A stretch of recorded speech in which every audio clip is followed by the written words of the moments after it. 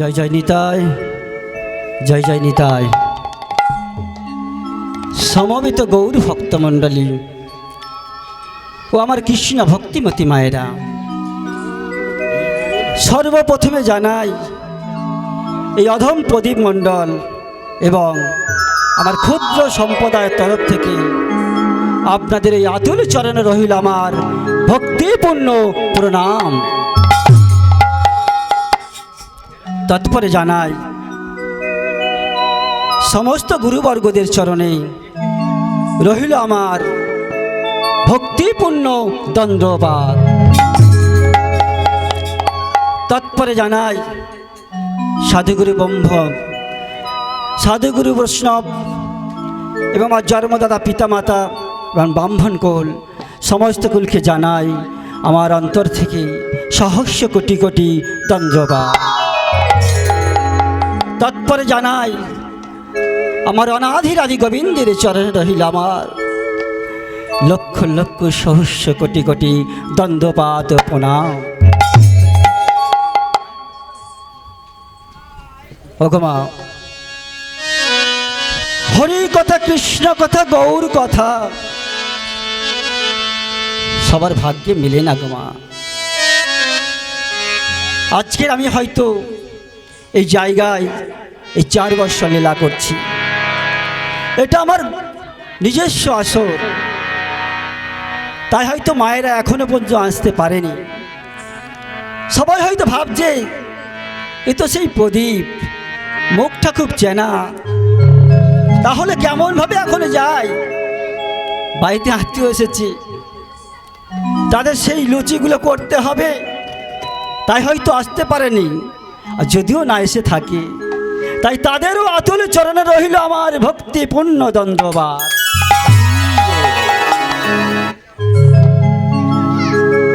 মাগো, আমার গৌর সুন্দর নদিয়া নবদ্বীপে যখন পৌঁছে যাননি বাবা, তার জন্য আকুল চরণ দিয়ে ডাকতে হয়েছিল, করো হাত ছড়ো করে।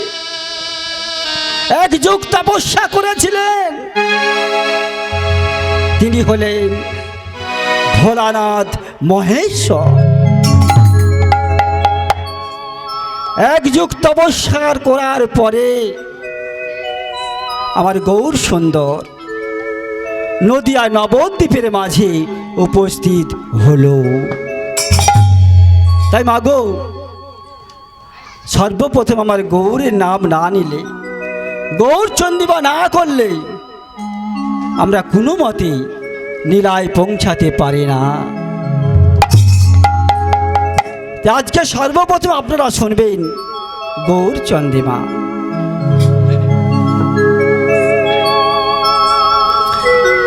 ওই না নাচে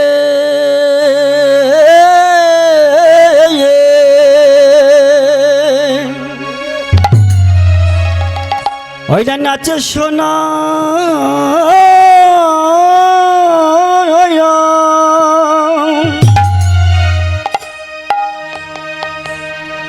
ওই না শিবা সোয়া,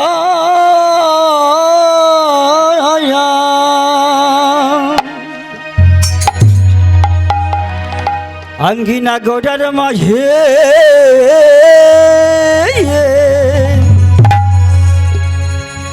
ওই না নাচে সোনার গোড়া, নাচে নাচে গোড়া, নাচে সোনার গোড়া, নাচে নাচে গোড়া, নাচে রে নাচে সোনার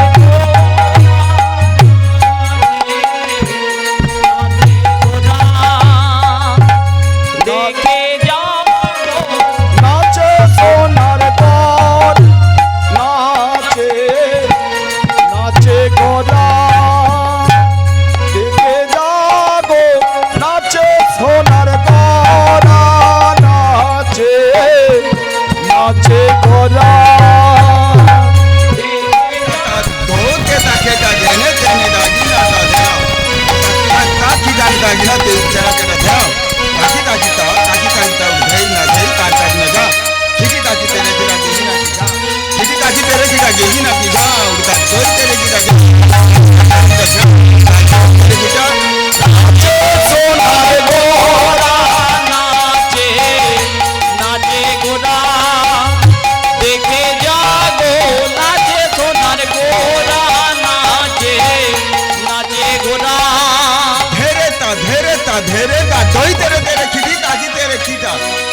तेरे ता तोय तेरे खिरी ताकी तेरे कीरा दा दोई तेरे कीरा जा दा दोई तेरे कीरा जा दा दोई तेरे कीरा जा नाचे सोनार गोरा नाचे नाचे गोरा देखे जाओ नाचे सोनार गोरा नाचे नाचे गोरा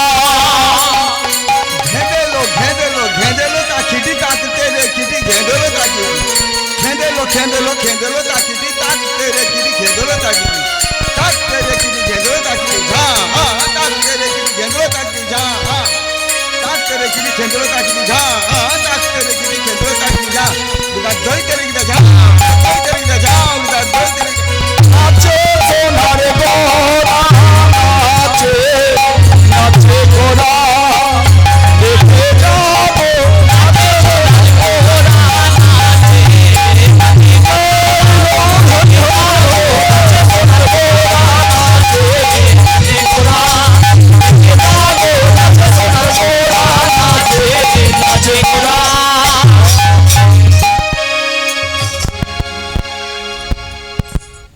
সমবেত গৌরী ভক্তমণ্ডলী, ভক্তিমতী মা, গৌরকে যদি না আনা না যায় তাহলে কৃষ্ণ কৃপা হয় না। গৌরকে সর্বপ্রথম আনয়ন করতে হয়, তাই সর্বপ্রথম আমাদের এখানে হয়েছিল অধিবাস।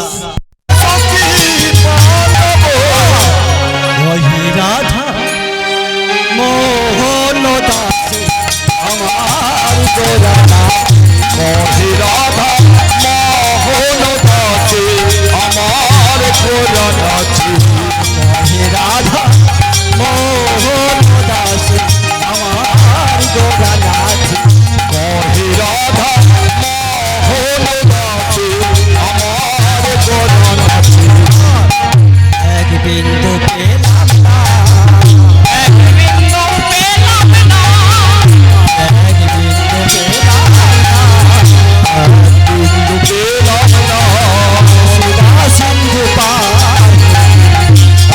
বিন্দু পেলাম না সুধা সিন্ধু পার, বিন্দু পেলাম না বিন্দু পেলাম না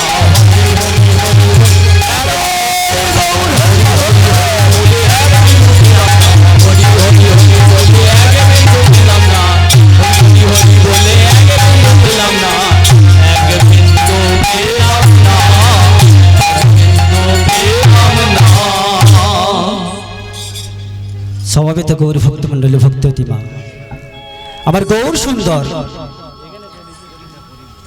গৌর সুন্দর যখন নদিয়া নবদ্বীপে পৌঁছাতে পারেননি মাগো, তখন ছিল একটা সমাজ, যে সমাজ মানুষরা কথা বলতে পারতো না, সে সমাজ হলো ব্রাহ্মণ সমাজ। এই ব্রাহ্মণ সমাজে ব্রাহ্মণরা যা বলতো তাই শুনতে হতো বাবা। আমার গৌর সুন্দর যখন আসেননি, ব্রাহ্মণ একটা চারটে জাতিতে আমাদের ভাগ করেছিল, চারটে শ্রেণীতে ভাগ করেছিল। সর্বপ্রথম হলো ব্রাহ্মণ সমাজ, দ্বিতীয় হলো ক্ষত্রিয়, তৃতীয় হলো বৈষ্ণব, চতুর্থ হলো শূদ্র। ব্রাহ্মণরা কি করবে? ব্রাহ্মণরা করবে পূজা অর্চনা, মন্দিরের মধ্যে প্রবেশ করে একা বাবা, একা গোমা দরজা এঁটে দিয়ে পূজা পাঠ করত।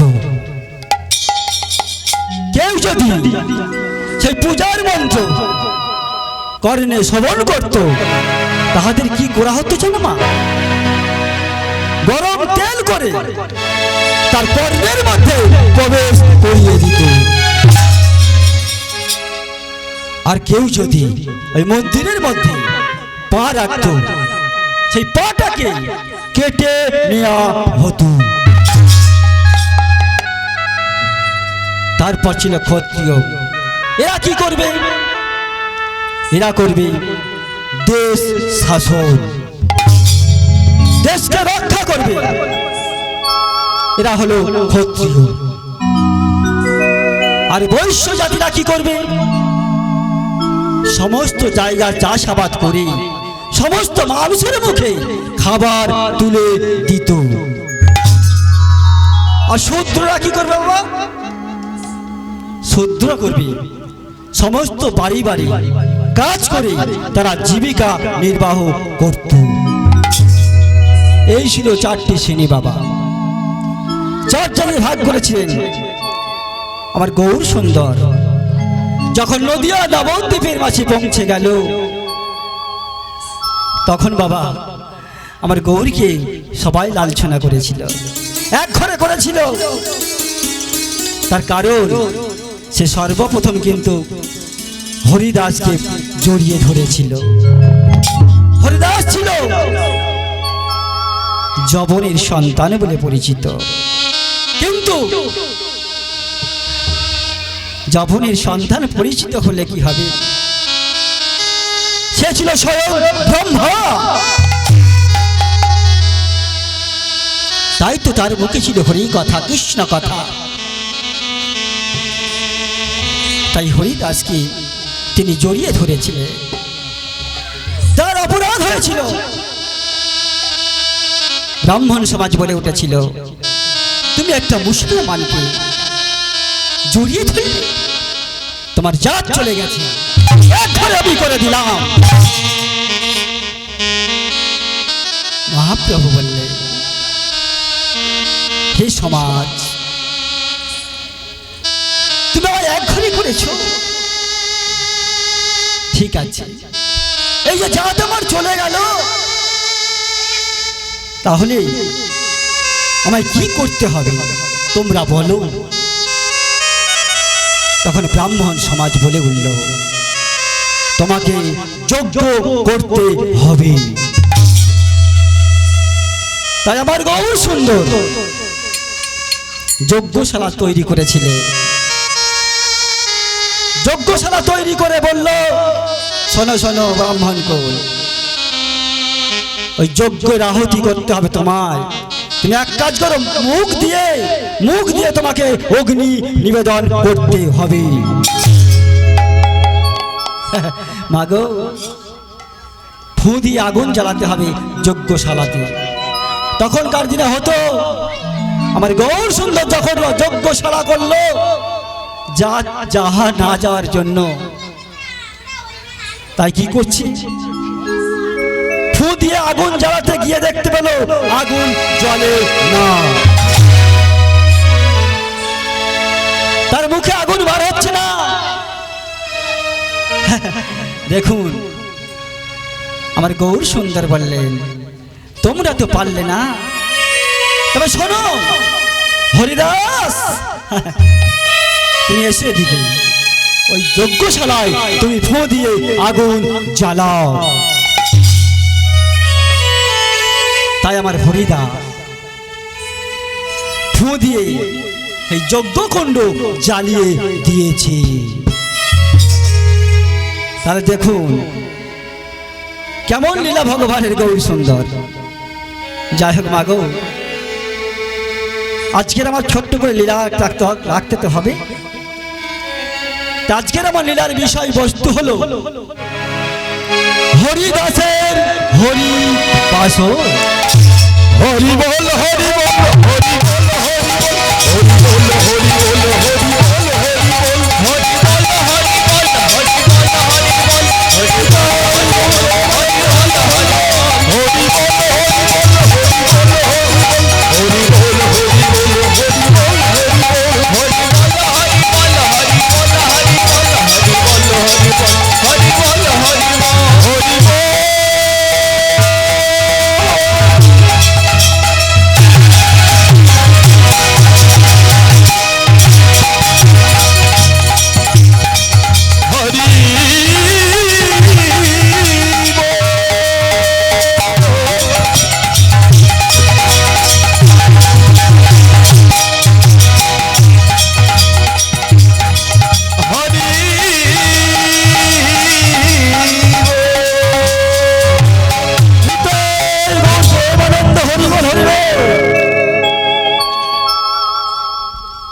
ভগবা নীলার বিষয়বস্তু হলো হরিদাসের হরিবাস।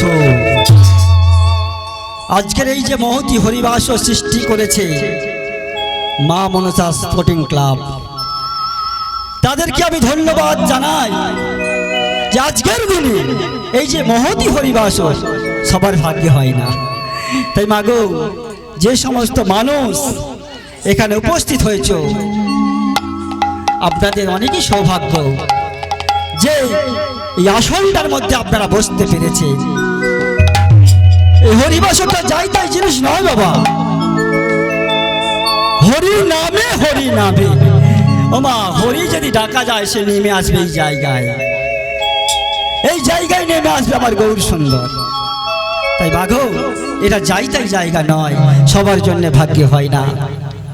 ভাগ্য তৈরি করতে হয় যেই হরিবাসরে আসার জন্য। শুধু তো বললে হবে না মুখটা খুব চেনা পরিবার ঘরের ছেলে, না না মা, এটা কথা নয়।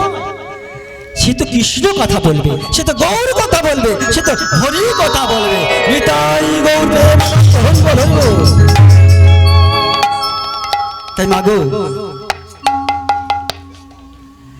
আমাদের পরমাত্মা, এই পরমাত্মা হলো গুরুদেব, আর জীব হলো শিষ্য। আমরা বলে থাকি না যে আমার আত্মা খেতে দিয়েছে আমি খাবো না কেন?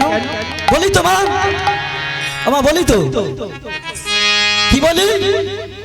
আত্মা খেতে চেয়েছে আমি খাবো না, কিন্তু মাগো এই পরমাত্মা খেতে চায় না। খেতে চায় যে কে? সেটা হলো জীব আত্মা। আপনারা বলুন 100 বার তেঁতুল তেঁতুল তেঁতুল তেঁতুল তেঁতুল, দেখবেন আপনাদের জীবের ডোকায় জল এসেছে। আসে তো? কি গো মা, আসবো তো? ও বাবা, আসবো তো নাকি? জীবের ডোকায় জল আসবে 100 বার তেঁতুল বলা যায়।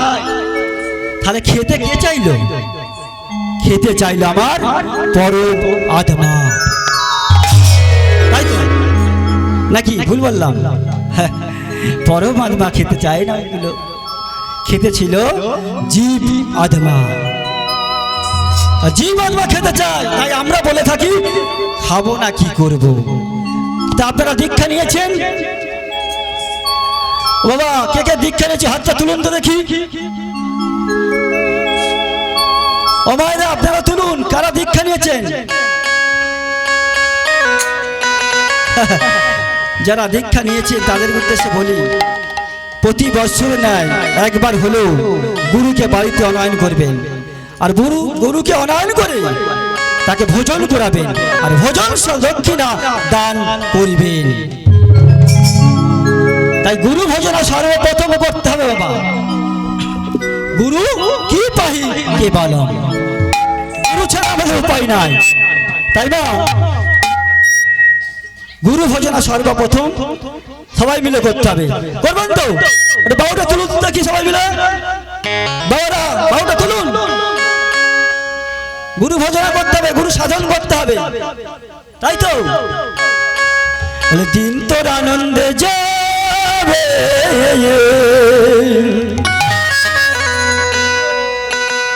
ভজরে গুরু না, ওই ভজরে গুরু না, গুরু ব্রহ্মা গুরু বিষ্ণু। কি হবে গামা? গুরু ভগবান। দিন তোর আনন্দে যাবে, ভজরে গুরুর না, ভজরে গুরুর না, গুরু ব্রহ্মা গুরু বিষ্ণু গুরু ভগবান। ওরা নিয়ে যাবে গুরু ব্রহ্মা গুরু বিষ্ণু গুরু ভগবান। দিন তোর আনন্দে যাবে, ভজরে গুরুর নাম, ভজরে গুরুর নাম, গুরু ব্রহ্মা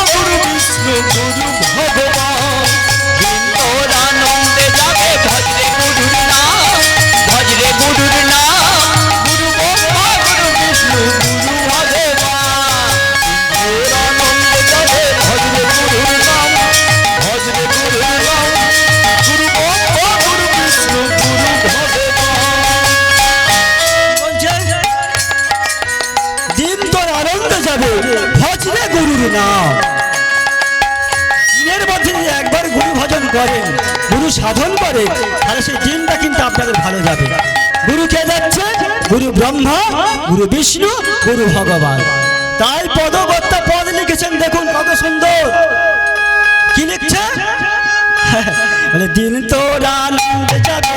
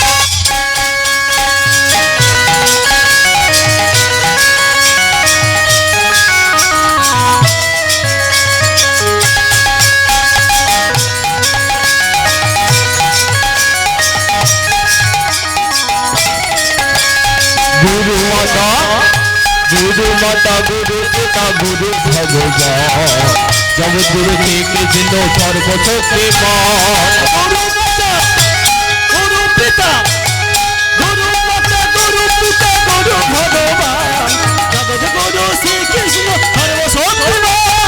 গুরু মাতা, গুরু পিতা, গুরু মাতা, গুরু পিতা, গুরু ভগবান, জগৎগুরু শ্রীকৃষ্ণ সর্বশক্তিমান।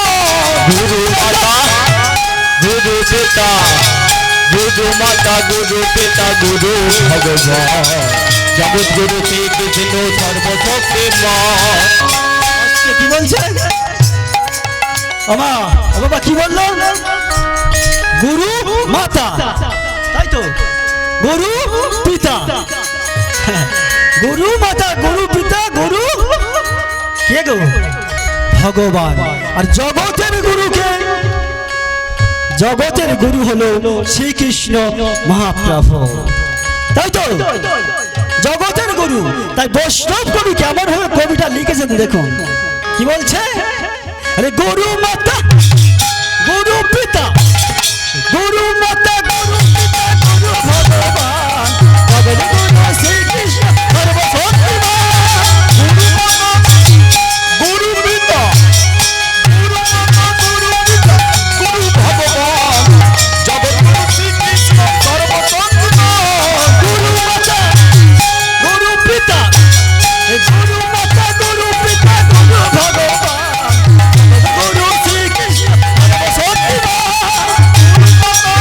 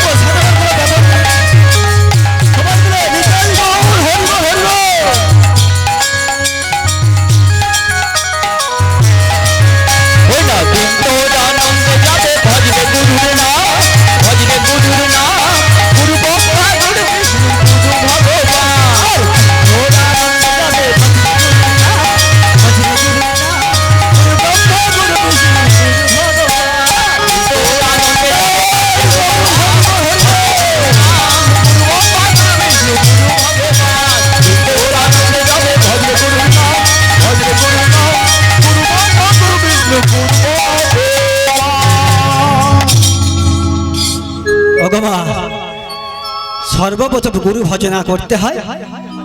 গুরু ভজন না করলে, গুরু সাধন না করলে গুরুর কৃপা হয় না। তারপরে গুরু দীক্ষা নিয়েছি। দীক্ষা কথার অর্থ কি? ও বাবা, দীক্ষা কথার অর্থটা কি? আমার বাবা বলে দিয়েছে, বলছে দিয়ে খাওয়া। আচ্ছা বলুন মায়েরা, দীক্ষা কথা অর্থ দিয়ে যখন খাওয়া, আপনারা কি দিয়ে খাচ্ছেন? কাকে দিয়ে খাবেন? গোবিন্দকে দিয়ে খেতে হবে। তার নাম হলো দিয়ে খাওয়া। তার নাম কি? দীক্ষা, তাই তো? তা আমরা সচরাচর কেউ দিতে পারি না, কেন আমরা যে দীক্ষা নিয়েছি বাবা, এই দীক্ষা আমাদের কিন্তু আদেশ দেয় না। তাই বলি মাগো, সেই দীক্ষা যদি নিতে চান তাহলে কিন্তু আমি দিয়ে খেতে পারবেন।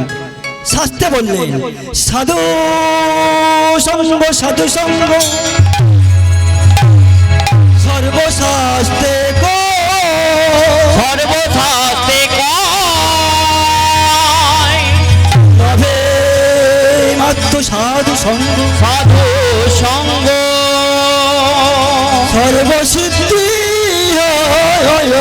সর্বসিদ্ধি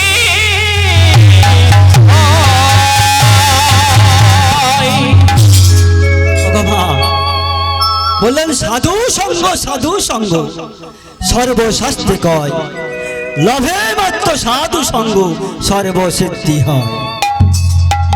সাধুর সঙ্গ করা যেত, বৈষ্ণব সঙ্গ করা যেত, তাহলে কিন্তু ভগবান গোবিন্দকে আমরা দিয়ে খেতে পারতাম। তারই নাম হলো দীক্ষা, তাই তো মা? দিয়ে খাওয়ার নাম হলো দীক্ষা। তা আমরা তো দিতে পারি না।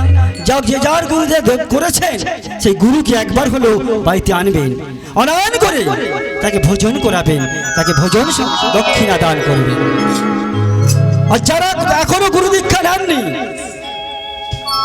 তাদের উদ্দেশ্যে বলছি মাগো, আপনারা বারবের তো বেশি করেন, তাই আপনাদের জন্য বলছি আপনারা অবিলম্বে গুরু দীক্ষা নিয়ে নেবেন। তার কারণ হলো বারবের তো আপনারা যে করছেন সেটা সব বিফল হয়ে যাবে। তাই মাগো দীক্ষাটাকে নেবেন। আজ আমার গৌর সুন্দর এখানে মহতি হরিবাসর চলছে বাবা। যে মহতি হরিবাসর গঠন করলো, আমরা এখানে পঞ্চতত্ত্বকে দেখতে পাই না। আমি তাদের উদ্দেশ্যে বলবো, আমার মহর্ষি কমিটি ভাইদের আগামী বছর যেন পঞ্চতত্ত্ব বসিয়ে এই মহতি হরিবাসর পরিবেশন করায়। তার কারণ আমার গৌর সুন্দর এই পঞ্চতত্ত্ব ছাড়া থাকে না। এই পঞ্চতত্ত্ব নিয়ে আমার গৌর সুন্দর হরিনাম বিলিয়েছিল। নিতাই হরিবল হরিবল। এই পঞ্চতত্ত্বটা কি, কেমন ভাবে বোঝাবি? বৈষ্ণব কবি আবার কলম দিলেন। কি কলম? ওগো মা, সবাই মিলে কিন্তু একটু জয়ধ্বনি দিতে উলধ্বনি করবেন। নাচে রে গো রাম গোয়ামা শিবা স্বয়ংবনে, তারি মাঝে নাচে দেখো যত ভক্ত নাচে রে রাঙ্গয়া আমার শিবা স্বয়ংবনে, তারি মাঝে নাচে দেখো কত ভক্ত গণে।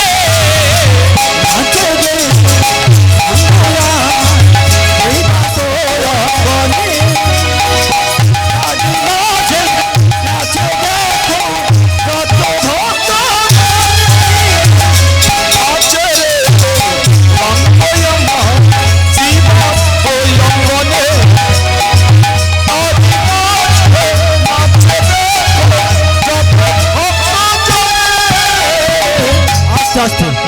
ও মা, আপনারা কি ভক্ত হতে পারেননি?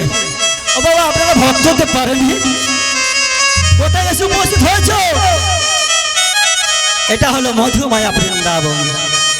শাস্ত্রে বললেন যেখানে হয় নাম সংকীর্তন সেটা হয়ে যায় মধুমায়া বৃন্দাবন। আমরা বৃন্দাবনের পৌঁছে একটু আনন্দ তো করতে হবে নাকি, জয় ধ্বনি দিতে হবে, উলোধ্বনি দিতে হবে, সম্প্রধ্বনি করতে হয়। তা আপনারা দেখতেই পাচ্ছেন না কিছু, কেন উলোধ্বনি দেখেন সবাই মায়েরা করুন তো নাকি, নিতাই গৌর হরি বল হরি বল। নাচে রে গৌরাঙ্গ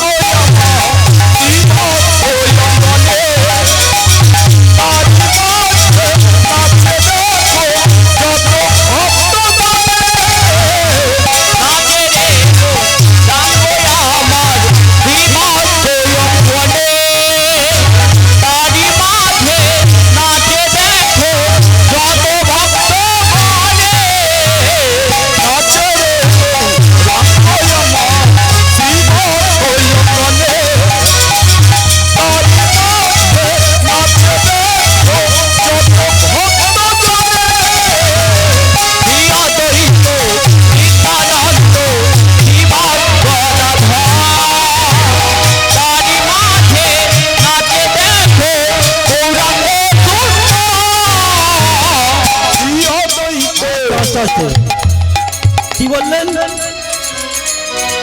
ও বাবা, কি বলছেন? আর বৈষ্ণব এই পদের কেমন সুন্দর ঘটনা দেখুন। কি বললেন? নাচের গৌরঙ্গ আমার শিবাস অঙ্গনের মাঝে, তাই তো? কাকে কাকে নিয়ে আসছে গো? হ্যাঁ বললেন শ্রী অদ্বৈত নিত্যানন্দ শিবাস গদাধর। কজন হলো ও বাবা, কজন? একটু কথা বলতে হয়, আমার সামনে আসতে হয় বাবা, যতই ঘরের ছেলে হোক না কেন একটু কথা বলতে হবে না? আরে গল্প বললে হু দিতে হয় না, গল্প বললে হু বলতে হয়, তবে গল্পের মাধুর্য বাড়ে। তা যেহেতু আমি ঘরের ছেলে হল, আপনারা হু দেবেন। এটা গল্প চলছে, খেলা করতে এসেছি, তা খেলাটা তো আমাদের করতেই হবে। তা শোনো কি বলছে, শ্রী অদ্বৈত নিত্যানন্দ শিবাস গদাধর। কজন আছে বাবা? চারজন, তাই তো? চারজন হয়েছে, তার মাঝে কেন আসছে? গৌরাঙ্গ মহাপ্রভু। তাহলে কজন হলো? তাহলে পাঁচজন হলো। পঞ্চতত্ত্ব এখানে সাজানো নেই যেহেতু দেখাতে পারছি না, যাই হোক এই পঞ্চতত্ত্ব এই গৌরাঙ্গ সুন্দর আমার নিয়ে দাঁড়ে দাঁড়ে নাম দিয়েছে। তা কি বলছে আবার বৈষ্ণব না, কি বলছে?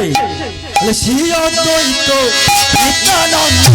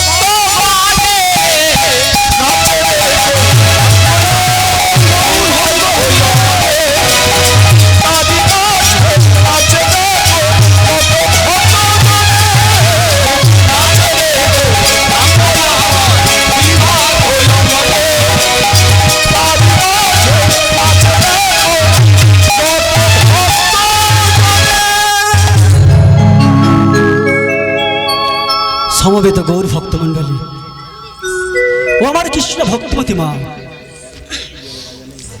আপনাদের ছোট্ট করে আমাকে নীলা আস্বাদন করাতে হবে। নীলার বিষয়বস্তু ছিল কি বাবা? আস্তে নীলার বিষয়বস্তুটা কি? হরিদাসের হরিবাসর। আজকের এই যে হরিবাসর তৈরি হয়েছে, সেই রকম একজনকে হরিবাসর তৈরি করতে হয়েছিল।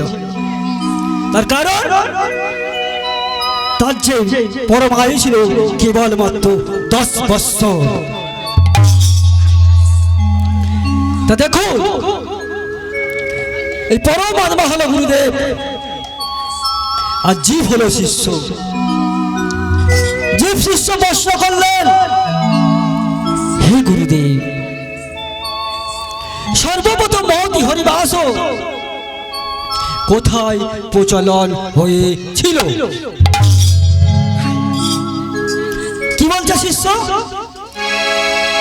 সর্বপ্রথম মহতি হরিবাস, এই যে হরিবাস তৈরি হয়েছে, সর্বপ্রথম কোথায় এই হরিবাস তৈরি হয়েছিল? আমার গুরুদেব বলে বললেন, কোথায় জানো? এই সর্বপ্রথম মহতি হরিবাস শুরু হলো আমার অদ্বৈত আচার্য গৃহতে। অদ্বৈতটা কে? ওগমা আস্তে। অদ্বৈতটা হলো ভোলানাথ মহেশ্বর। আস্তে ওমা, একটু আস্তে, খুবই আস্তে করবেন, কারণ কথা বললে অনেক ঝামেলা হবে, কারণ ডিস্টার্ব হয়ে যায় কথা। দেখুন মা, এখনকার দিনে যেমন ধরুন একটা কথা বলি, মানুষ একত্রিত হলে অনেক কথা হয়, তার কারণ অনেক দিন দেখা সাক্ষাৎ হয় না। যখন দেখা সাক্ষাৎ হয় না বা, তখন কথা বলতে ইচ্ছে হয় এই হরিবাসের মধ্যে অনেকে। তা দেখুন, যখন হরিবাস হয় না, যখন একসাথে মায়েরা বসে থাকে, তখন কিন্তু একটার পর একটা কথা বলতে বলতে একজনের নামে একটা কথা বলে ফেলে তো মা। কি বলে? আরে ওই পোষণের মা, শুনছিস? একটা কথা বলি শোন, ওই চিরঞ্জিতের মা নয়, তোকে একটা কথা বলে। আমা এই কথা বলে ঝগড়া বাঁধাবে মায়েরা, তাই না? বলে কে বলেছে? যত দেখি একবার এই কথা বলেছি। ওগো কেউ কারো ঝগড়া বাঁধাবে না। ঝগড়া বাঁধলে কি হয়? পদকর্ত পদ লিখেছে, ভালো করে শুনুন। কি লিখেছে? হ্যাঁ, পদ লিখছে কেমন ভাবে সুন্দর দেখুন। ঝগড়া বাঁধালে কি হয়? বলে পরের বাড়িতে যারা ঝগড়া বাঁধা, পরের বাড়িতে যারা ঝগড়া বাঁধায়, বাড়িতে যারা ঝগড়া বাঁধা, পরের বাড়িতে যারা ঝগড়া বাঁধায়, কি হবে গো? পরের বাড়ি ঝগড়া বাঁধা কি হবে? 21 দিন বেঁচে থাকে সাজানো হয়, 21 দিন বেঁচে থাকে মোটা জন্ম পায়, 21 দিন বেঁচে থাকে সাজানো হয়। কি বলছে? পরের বাড়িতে যে ঝগড়া কেউ বাঁধিয়েছ, তো আমাদের এখানকার মা খুবই ভালো, কারণ কি সুন্দর হরি নাম শুনছে, হরিবাস রয়েছে। হ্যাঁ, আমি অনেক জায়গায় দেখেছি মা আছে গো মা, একজনের কথা একজনের মা বলে থাকতে পারে না, পেট যেন ফুলে যায়, আরে বলতেই হবে, বলে ফেলে। যখনই বলে ফেলে কি হবে? 21 দিন বেঁচে থাকবেন, কি জন্ম নেবেন? মশা। কেমন করে মশা বসলে কি হয়? আরে তো 100 বলে ছবি। তা দেখুন, মশা যাতে না জন্মগ্রহণ করতে হয়, তার জন্য কিন্তু ঝগড়া বাঁধাবেন। আমার পদকর্তা পদ লিখেছে কি?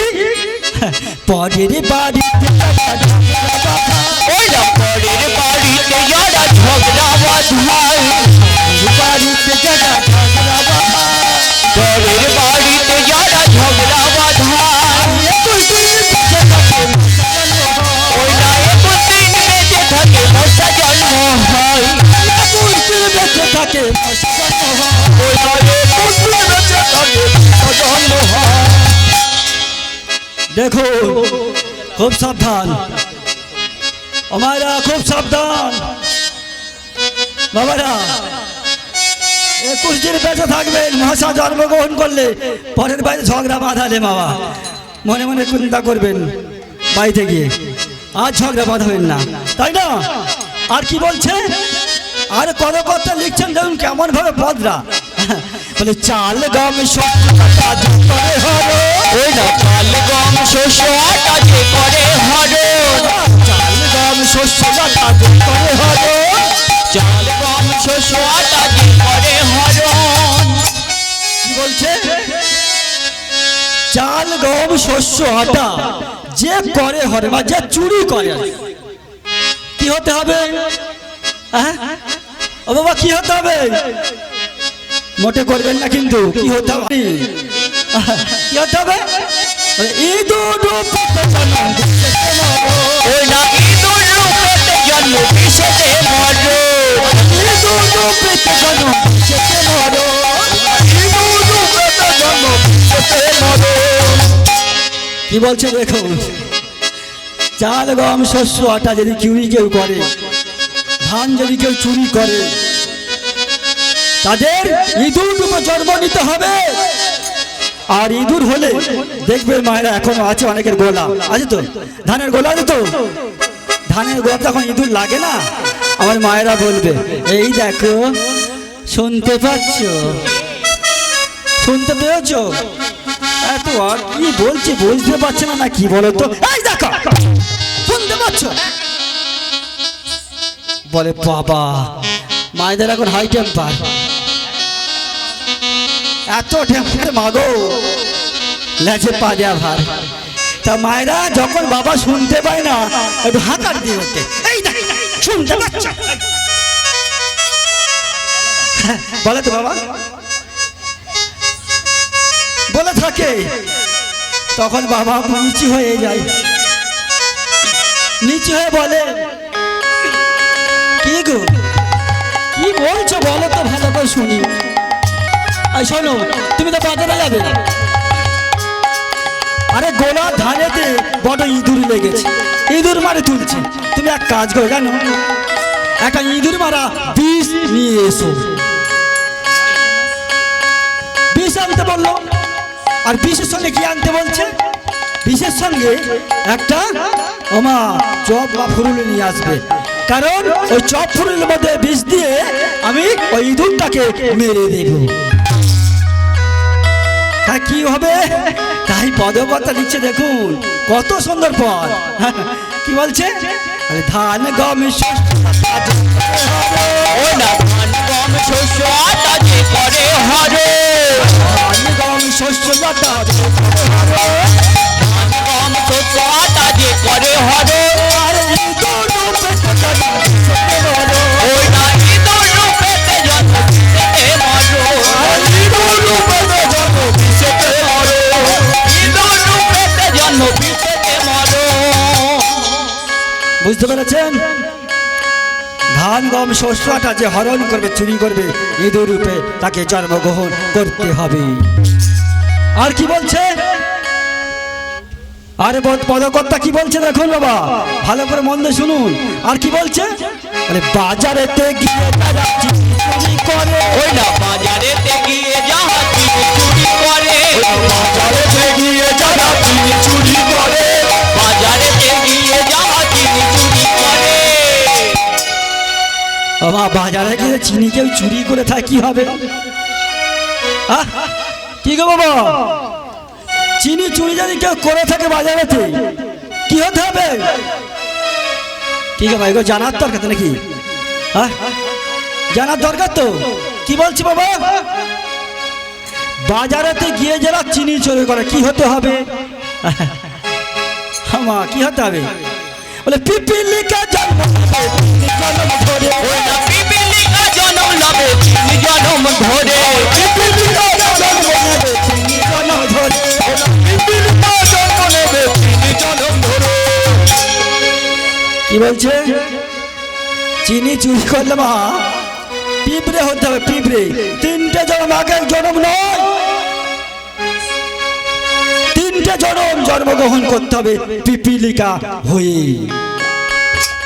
তাই পদকর্তা লিখেছিলেন কলম দিয়েছিলেন বৈষ্ণব কবি বললেন বাজারেতে গিয়ে যারা চুরি করে ওই না বাজারে গিয়ে যাহা চিনি চুরি করে বাজারেতে গিয়ে যারা চুরি করে বাজারে গিয়ে যারা চিনি চুরি করে পিপিলিকা জন্ম ধরে ওই না পিপিলিকা জন্ম লাভে 3 জন্ম ধরে পিপিলিকা জন্ম ধরে ওই না পিপিলিকা জন্ম নেবে 3 জন্ম ধরে